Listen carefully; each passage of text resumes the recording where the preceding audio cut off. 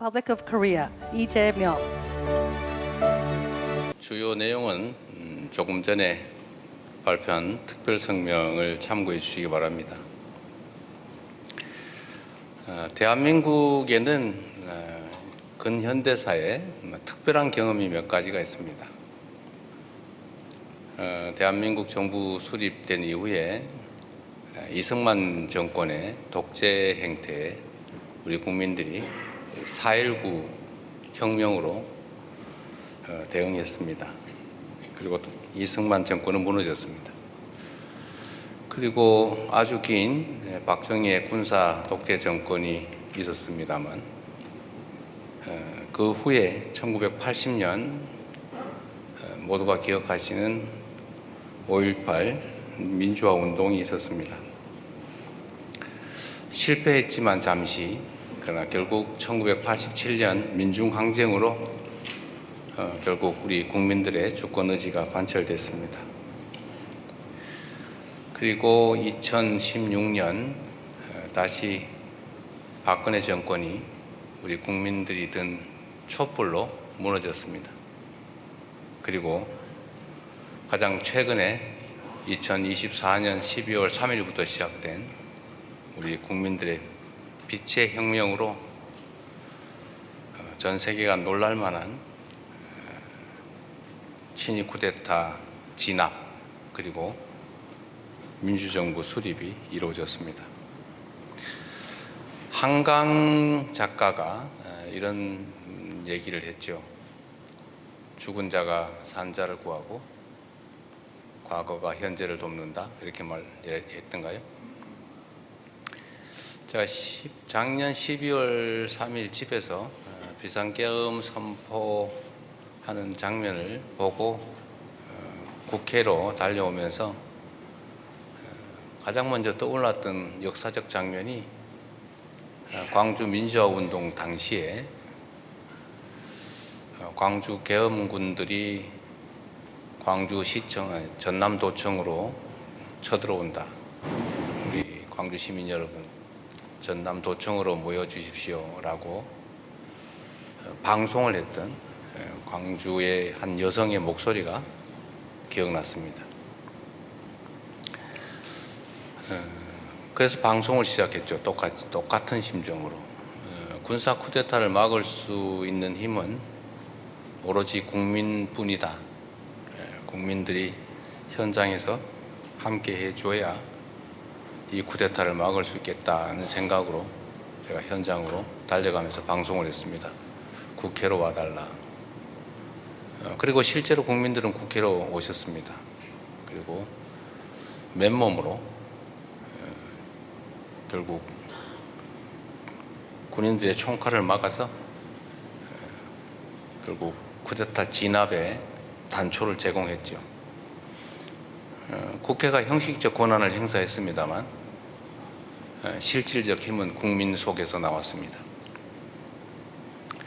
그리고 마침내 군사 쿠데타는 진압되고 대통령은 구속되고 파면돼서 이제 새로운 진정한 국민주권 정부가 탄생했습니다. 이 과정에서 언론의 역할 매우 감사하게 생각합니다. 그리고 각국 정부의 역할, 또 미국 정부의 역할도 크게 작용했다는 점 알고 있습니다. 세계 시민 여러분께도 감사드립니다. 대한민국이라고 하는 문화강국, 경제강국, 군사강국에서 친위 군사 쿠데타라는 매우 후진적 사태가 발생했을 때 참으로 많이 놀랐지만 또 함께 관심 갖고 지원해 준 덕분에 대한민국의 시민혁명이, 빛의 혁명이 성공할 수 있었습니다. 대한민국의 이 아름답고 또 평화로운 시민혁명이, 민주주의의 회복이 전 세계에 세계사적인 모범이 되기를 바랍니다. 그리고 전 세계에서 민주주의를 위해서 싸우고 있는 세계 시민 여러분, 민주 지도자 여러분께도 감사와 동시에 응원의 말씀을 드리면서 희망을 가지시기를 기대합니다. 네, 고맙습니다. 네, 말씀 감사합니다. 오늘 이 자리는 민주주의 회복을 위한 1년간의 여정을 함께 돌아보고 외신 기자 여러분들이 궁금해하시는 부분들을 소상히 답해드리고자 마련되었습니다. 대통령님께 질문하실 분들은 손을 들어주십시오.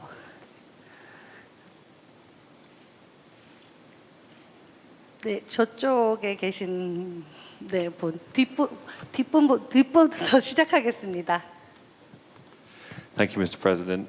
One second. Oliver Hotham from AFP News Agency. I wanted to ask, South Korea's neighbors, China and Japan, are currently engaged in an escalating war of words after Prime Minister Sanai Takaichi suggested her country could intervene militarily against the Chinese attack on Taiwan. Beijing has urged its citizens to avoid traveling to Japan, and a number of cultural events have been cancelled. Can you pledge your backing to Japan in this dispute? And if Taiwan were attacked by China under your presidency, would South Korea come to its aid? Thank you. 예, AFP 통신 올리버 헛만입니다. 먼저 대통령께 질문드리겠습니다.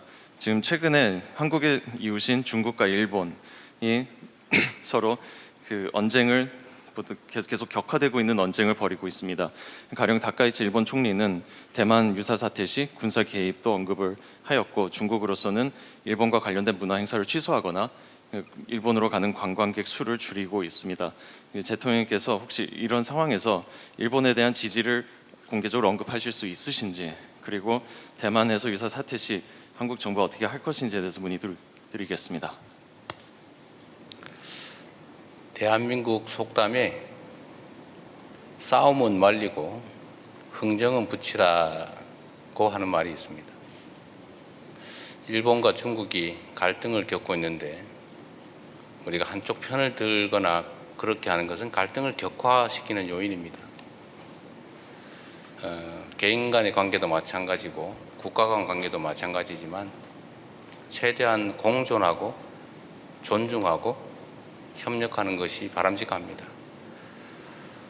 특히 동북아는 경제적으로 매우 활력이 있지만 또 군사 안보 측면에서는 매우 위험한 지역입니다. 이런 지역일수록 공통점을 찾아내기 위해서 노력하고 협력할 부분을 최대한 찾아내서 협력하는 게 바람직하겠다는 생각이 듭니다. 한쪽 편을 들기보다는 모두가 함께 공존할 수 있는 길이 무엇인지를 찾도록 하고, 또 가능한 영역이 있다면 우리로서도 갈등을 최소화하고 중재 조정할 수 있는 부분이 있다면 그 부분의 역할을 하는 게 더 바람직하겠다, 이렇게 생각합니다. 네, 다음 질문 받겠습니다.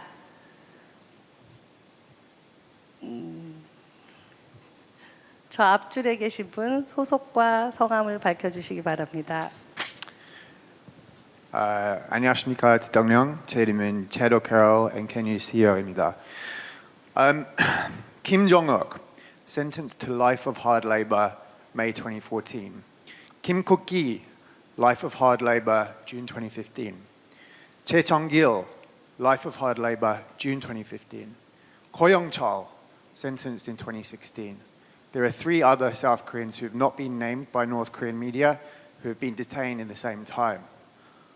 All have spent almost a decade now cut off from their families, and 3 successive presidencies, Yoon Suk-yeol, Moon Jae-in, Park Geun-hye, have failed to bring them home. At the same time, we've seen US detainees go home.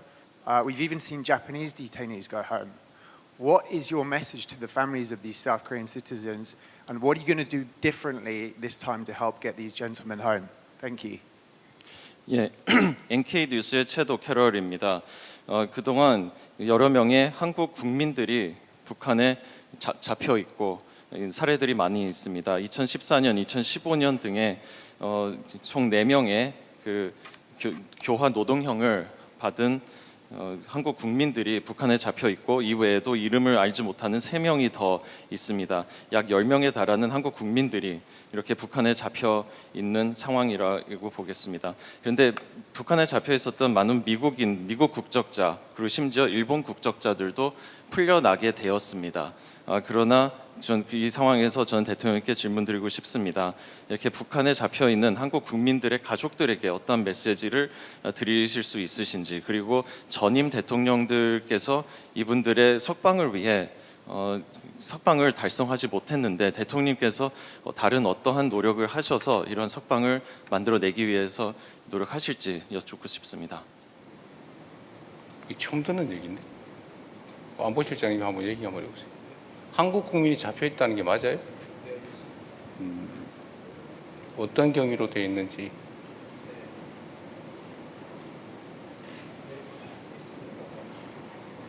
언제 어떤 경위로?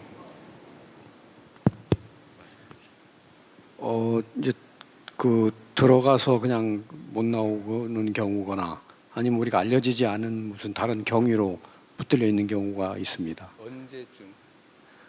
시점은 제가 좀 파악을 해봐야 되겠습니다. 몇 년 전에? 예. 시기를 언제 잡혀 있다는 건지 내가 아는 정보가 없어서. So, Choson Jungang Television, Tongshin, they all reported on this in 2014, 2015.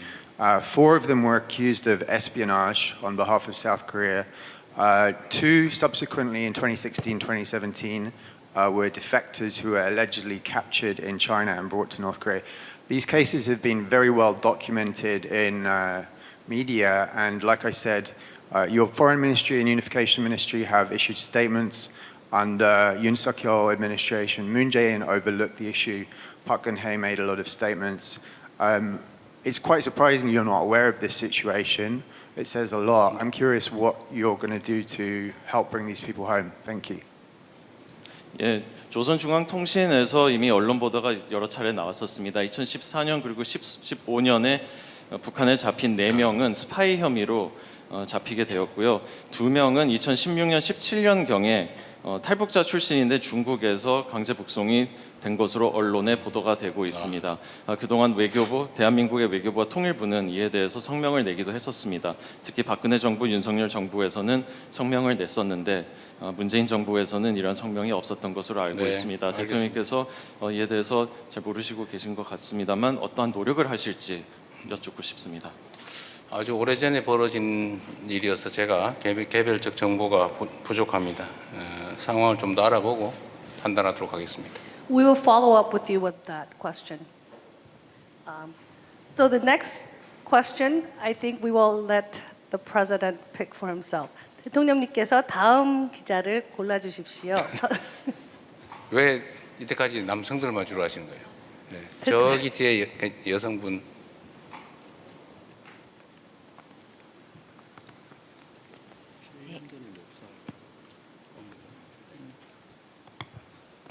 네, 안녕하세요. 로이터 이정윤 기자입니다. 미국 트럼프 대통령에게 페이스메이커 역할을 하시겠다 언급하셨는데요. 페이스메이커는 방관자가 아니고 오히려 경주 앞에서 뛰면서 결국 이길 선수를 리드하는 역할을 하지 않습니까? 대통령께서 혹은 우리나라가 북한 관련 페이스메이커를 위해 어떤 구체적 역할을 할 수 있다고 보시는지, 또 이런 역할 수행이 가능하다고 보시는 근거가 어떠신지 궁금합니다. 지금 현재 대한민국과 북한의 상태는 바늘구멍조차도 없는 상태입니다. 대화가 완전히 단절됐을 뿐만 아니라 대화 통로, 하다못해 비상 연락망까지 다 끊어진 상태입니다. 그리고 아주 짧은 시간이지만 북한은 우리 남측의 접촉 노력에 대해서 전적으로 거부하고 있습니다. 우리가 할 수 있는 일은 일방적으로 유화적 조치들을 하는 것 정도입니다. 예를 들면 아시겠지만 대북 방송을 중단한다든지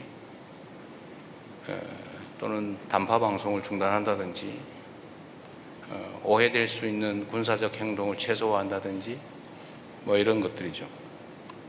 그리고 북한에 끊임없이 선제적인 제스처, 유화적 제스처 이런 것들을 보내는 겁니다. 그러나 미국은 할 수 있는 게 많이 있죠. 그리고 아시겠지만 지금 한반도는 여전히 70년간 정전 상태인데, 종전하지 못하고 휴전 상태인데, 이 휴전 협정의 법률상 당사자가 미국입니다. 대한민국 정부는 그 정전 협정에 참여하지 못했죠. 아마도 그때 당시에 군사작전 지휘권을 미군에게 양도했기 때문이었을 것 같습니다. 뭐 지금도 비슷한 상황이죠. 그리고 북한은 체제 보존이 가장 중요한 또는 최종 과제인데, 이 체제 보존을 보장할 수 있는 곳이 미국이지 대한민국은 주요 주체가 아니다라고 판단하는 것 같습니다. 그러나 사실은 한반도 상황의 직접 당사자는 대한민국과 북측이죠. 안타깝지만 그래서 아무것도 안 할 수는 없고, 또 트럼프 대통령의 평화에 대한 의지도 강하고 또 현실적으로 할 수 있는 역할도 크기 때문에 우리 때문에, 남측의 입장 때문에 북미 간의 소통이나 협력, 협상이 제한받지 말라. 그리고 북미 대화를 위한 제반 조건들 중에서 우리가 할 수 있는 최선의 협력을 해 나가겠다. 구체적으로 뭐냐라고 물으면 하다못해 판문점을 잘 관리해 주는 것도 역할이겠고, 또 우리가 이런 입장을 객관적으로 공개적으로 표명하는 것조차도 객관적인 조건을 조성하는 데는 도움이 되겠지요. 왜냐하면 뭐 통미 복남이니 뭐 이런 형식적인 내용을 가지고 또 제한을 받기도 합니다. 그러지 말라는 겁니다. 저는 북미 간의 관계가 개선되는 것이, 또 먼저 개선되는 것이 한반도 문제를 해결하거나 또는 문제를 완화하는 데 도움이 된다라는 게 제 판단입니다. 이번에 에이펙 계기에서도 미국 트럼프 대통령은 김정은 위원장을 만나기를 원했고 또 기대도 했습니다만 잘 안 됐죠. 또 뭐 상황이란 언제나 변하는 것이니까 언제든지 소통하고 협력할 수 있도록 우리가 객관적인 상황들을 최대한 조성해 나가겠다.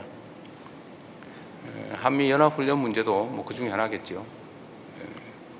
대화 여건 조성에 필요하다면, 또 미국이 전략적 레버리지가 필요하다면 뭐 그런 문제들도 충분히 논의하고 고민할 수 있다라고 해줘야 미국도 아마 북한과 협상 또는 대화의 문을 여는 데 도움이 되지 않을까 싶습니다. 끊임없이 환경을 조성하는 조정자로서의 역할을 해나가고, 또 이게 근본적으로는 우리가 주체적으로 한반도 문제를 해결하는 길이라고 생각합니다. 현재로서는 바람직하지 않지만. 네. 그리고 이쪽에 우리 분홍색 옷 입으신 보라색. 네. 기회를 주셔서 감사합니다, 대통령님. 저는 미국 NBC 방송국의 김성희 기자고요. 벌써 트럼프 대통령 2번씩이나 만난, 정말 어떻게 보면 짧은 시간에 만났던 기록을 세우셨는데요. 그 2번의 만남을 통해서 대통령님과 트럼프 대통령이 어떤 부분이 잘 맞는다고 생각을 하셨는지, 하지만 또 반대로 어떤 부분은 진짜 조율이 필요하구나, 시각차이 이렇게 클까 했던 부분이 뭔지, 그래서 그런 맥락 속에서 그 2번의 만남을 통해서 내가 얻은 성과는, 제일 큰 성과는 이거다, 그렇지만 아쉬운 점은 이거다라고 보시는 게 뭔지 간략히 부탁드리겠습니다. 감사합니다. 네, 저는 트럼프 대통령과 대화할 때 상당히 흥미롭고 재밌다는 생각을 했습니다. 어쩌면 좀 동질감 같은 것도 느끼는 게 있었죠. 트럼프 대통령은 제가 보기에는 미국의 국익을 위해서 최선을 다하는 것으로 보였습니다. 저는 국가 지도자는 당연히 그래야 된다고 생각합니다. 물론 그 상대인 우리 입장에서는 괴롭고 힘들죠. 약간 거친 면도 있어서 쉽지는 않지만 또 그 역시도 미국의 국익을 최대화하기 위해서 할 수 있는 일이라고 생각합니다. 저 역시도 마찬가지죠. 우리 대한민국 국익을 최대화하기 위해서 애를 씁니다. 어쩌면 트럼프 대통령도 한미 통상 안보 협상에서 꽤 힘들었을 겁니다. 그러나 또 흔쾌히 그 결과에 대해서 존중하고 또 상대를 인정해주고 그런 점이 실용주의자로서의 면모가 뛰어나다라고 생각됩니다. 현실주의자이고 실용주의자이고 또 협상의 또 딜의 대가이기도 하고 또 한편으로 상대를 존중하기도 하는 것 같습니다. 김정관 장관에 대해서 터프한 협상가였다. 좀 무능한 사람이길 바랬는데 좀 힘들었다고 하셨던가? 뭐 그런 표현을 했죠. 아주 멋있었다고 생각합니다. 앞으로도 자주 대한민국과 미국 간의 여러 문제들에 대해서 직간접적으로 논의하게 될 텐데 언제나 말씀드리는 것처럼 합리적인 결론에 이를 수 있으리라고 믿습니다. 우리 하기 나름이다. 성과. 성과라고 하면 지금까지 우리가 하지 못했던 핵추진 잠수함, 핵추진 잠수함을 우리가 확보할 수 있게 되었다는 점 아닐까 싶습니다. 동북아시아의 전략적 중요성, 또 우리 입장에서도 가질 수 있는 전략적 유연성, 자율성 이런 측면에서 보면 매우 유용한 결과였다고 생각됩니다. 자, 다음 질문은 좀 지역을 옮겨가서 아시아권 언론들에게 좀 기회를 드리겠습니다. 저기 두 번째 줄에 네.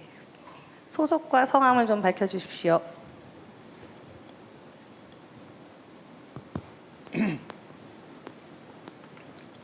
네. 저는 일본 아사히신문의 가이스라고 합니다. 잘 부탁드립니다. 저는 한일 관계에 대해 몇 가지 여쭤보고 싶습니다.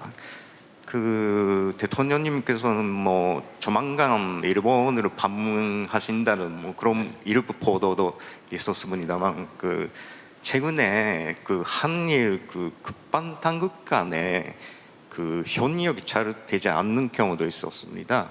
그리고 사독한산 문제도 아직은 한일 간에 의견이 일치하지 않는 부분도 있다고 생각합니다. 이러한 문제를 어떻게 극복하고 앞으로 한일 관계를 어떻게 해 나가실지 궁금합니다. 또 한 가지는 요즘 캄보디아 무대로 사기 사건이 있었는데 거기 한국 사람뿐만 아니라 일본 사람들도 많이 감염하고 있다고 합니다. 이런 문제를 해결하기 위해서 어떤 방안을 생각하고 계시는지, 그리고 한일 당국 간의 협력 같은 거 생각하고 계시는지 여쭤보고 싶습니다. 두 번째 질문을 잘 못 들어서 다시 한 번만. 캄보디아 얘기했다. 캄보디아에서 사기 사건이 있고 한국 사람뿐만 아니라 일본 사람도 거기에 많이 감염하고 있는 그런 상황입니다. 그래서 한일 당국 간에서 이런 문제를 해결하기 위해서 뭔가 협력 같은 게 생각하고 계시는지 그거 여쭤보고 싶습니다. 알겠습니다. 첫 번째는 한일 관계에 관한 질문으로 보여집니다. 매우 복잡한데 말씀의 취지는 얼마 전에 아마도 급유 거부, 그다음에 군악대 파견 취소, 보류 뭐 이런 것을 포함한 국방 당국 간의 갈등, 그다음 사도강산과 관련된 갈등 이런 것들을 어떻게 해결할 거냐, 또 앞으로 한일 관계는 어떻게 할 거냐 이런 질문 같습니다. 국가 간 관계는 매우 복잡하지요. 역시 뭐 개인과 비슷합니다. 우리가 사업하는 동업자 관계인데 이 사람이 내 돈 빌려가서 떼먹었어요. 떼먹었다고 해서 모든 관계를 단절할 수는 없죠. 떼먹은 건 떼먹은 문제대로 해결해 가면서 또 협력할 수 있는 것도 협력해야 되지 않겠습니까? 문제가 있다고 다 단절하면 아마 마지막에는 나 혼자 남아서 외로워질 것 같아요. 저는 한일 관계도 그렇다고 생각합니다. 아주 가까운 이웃이고 뗄래야 뗄 수 없는 지리적 관계, 또 역사적, 문화적, 사회적, 경제적 관계를 맺고 있습니다. 협력할 게 많습니다. 미국과 중국도 엄청나게 갈등하고 심하게는 대결적 태도를 보이지만 또 다른 면에서는 협력하고 소통하고 그러고 있죠. 한일 관계도 마찬가지다. 우리가 독도를 둘러싼 감정적 갈등, 이건 현실적 갈등은 아니죠. 그 대한민국이 시료 지배하고 있는 명백한 대한민국 영토인데 뭐 그 누가 뭐라고 한다는들 뭐 상관 있어요. 사실은 모른 척하는 게 최고긴 한데 그러나 어쨌든 그것도 감정적인 요소죠. 사도강산 같은 과거사 문제 이런 문제들도 사실은 그렇게 깔끔하게 해결된 건 아닌 게 분명합니다. 그러나 또 이것도 하나의 과제로 우리가 안고 있으면서 그것 때문에 다른 영역까지 다 연결시켜서 다 포기할 필요는 없다는 생각이 듭니다. 경제 교류나 안보 협력이나 민간 교류나 뭐 문화 협력 뭐 얼마든지 할 수 있어요. 우리가 협력해서 얻을 건 얻으면서 또 일방만 덕을 보는 게 아니라 호혜적인 입장에서 모두가 서로 도움이 되는 길을 찾아서 협력하고 또 해결되지 않은 미완의 과제들은 미완의 과제대로 이렇게 또 논의하고 조금씩 해소하고 해가면 되지 않겠냐 그렇게 생각합니다. 한일 협력은 저는 계속 추진해야 된다고 생각하고 또 미리 말씀드렸던 대로 셔틀 외교는 계속해서 이번에는 제가 방문할 차례이기 때문에 우리 존경하는 다카이치 총리의 고향으로 가서 한번 한일 정상회담을 하고 싶다 말씀을 드렸고 이번에도 제가 다카이치 총리를 만났을 때 아프리카에서 만났을 때 뭐 서로 매우 반가웠고 또 한일 협력은 계속해 나가자고 또 합심해서 잘 됐습니다. 한일 관계가 긍정적으로 미래지향적으로 잘 되기를 바랍니다. 또 그렇게 노력하겠습니다. 캄보디아의 아마 스캠 사기 피해에 대한 공동 대응 말씀하시는데 아주 좋은 의견이십니다. 저는 일본은 별로 피해를 안 입고 있는 거 아닌가 생각했어요. 만약에 그렇다면 우리가 지금 전 국가 역량을 동원해서 이런 걸 보여주려고 하죠. 대한민국 국민에게 가해하면 그 이상을 잃는다. 분명하게 보여주려고 합니다. 지금 국정원이 지금 현재 상태로는 아마 상상하기 어려운 규모로 대응하고 있습니다. 검찰, 뭐 경찰, 금융기관 할 것 없이 대규모 대응 조직을 만들었는데 그 중에 한 과제가 국제 협력입니다. 근데 같은 피해 국가들이 협심해 준다면 더 도움이 되겠죠. 지금 동남아시아의 이 범죄 집단 규모가 20만 전후라고 생각합니다. 추정합니다. 20만. 아예 뭐 소규모 마을을 만들어 가지고 아예 마을 통째로 범죄를 하고 있다고 하잖아요. 그리고 이제 일본 국민을 상대로 사기 행각을 하려면 일본 말을 잘하는 일본 국민이 필요하니까 반쯤은 유인하고 반쯤은 납치해서 범죄에 가담을 시키는데 어쨌든 그냥 두면 계속 커질 것 같아요. 그래서 마약, 도박, 스캠, 사기 이 세 가지 국제 범죄는 국가 간 협력을 최대화해서 국제 협력이 꼭 필요한 분야라고 생각합니다. 같이 할 수 있으면 좋겠습니다. 감사합니다. 다음은 앞줄에 하얀 옷을 입은 여성분께서 계속 손을 들으셨는데. 네, 안녕하세요. 저는 홍콩 피닉스 TV 김지연 기자입니다. 저는 한중 관계 관련해서 질문을 드리려고 합니다. 얼마 전에 시진핑 중국 국가주석께서 한국을 국빈 방문하셨는데요. 대통령님께서는 이번 회담 이후에 한중 관계 어떻게 평가하시는지 궁금합니다.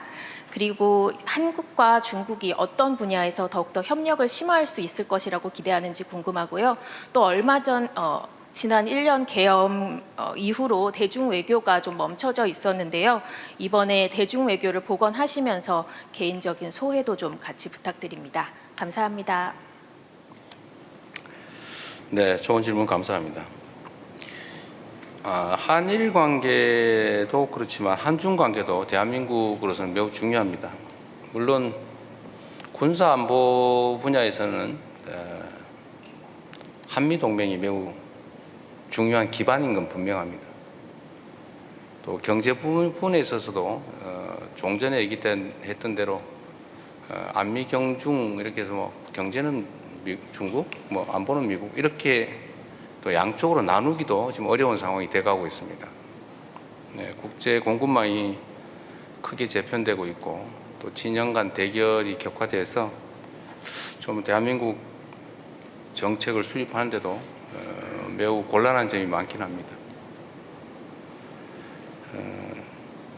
그렇지만 역시 대한민국과 중국은 지리적으로, 경제적으로, 역사적으로, 사회 문화적으로 뗄래야 뗄 수 없는 관계입니다.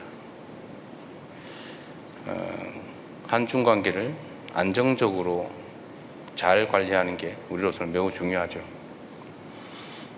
협력 가능한 분야는 아무래도 문화, 경제, 뭐 민간 교류 이런 영역이 아닐까 싶어요. 그리고 동북아 안정을 위한 안보 협력도 함께 논의해야 되지 않을까 싶습니다. 저는 현재 상황을 안정적으로 유지 관리하는 게 중요하다고 생각해요. 갈등이 격화돼서 군사적으로 대결하는 국면까지 가는 것은 결코 바람직하지 않다. 누구에게도 그렇게 생각합니다.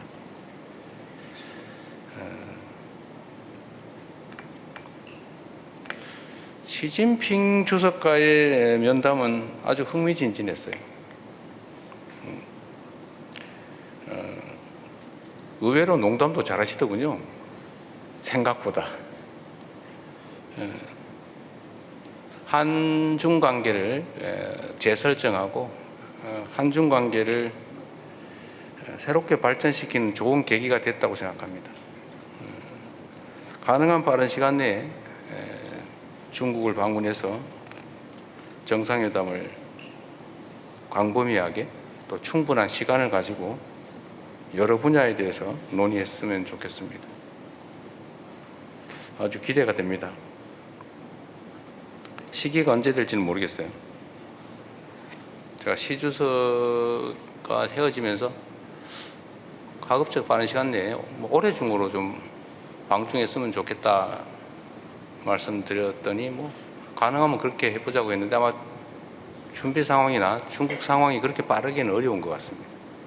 좀 시간이 걸릴 것 같은 생각이 듭니다. 이번 에이펙에서의 이제 한미 정상회담, 한중 정상회담은 매우 유용했다고 생각됩니다. 대한민국이 지금까지 매우 불안정하게 외교 관계를 유지했다면 매우 안정적으로 변화시켜서 미래지향적으로 외교 관계를 수립하고 또 진척시킬 수 있게 됐다고 평가합니다.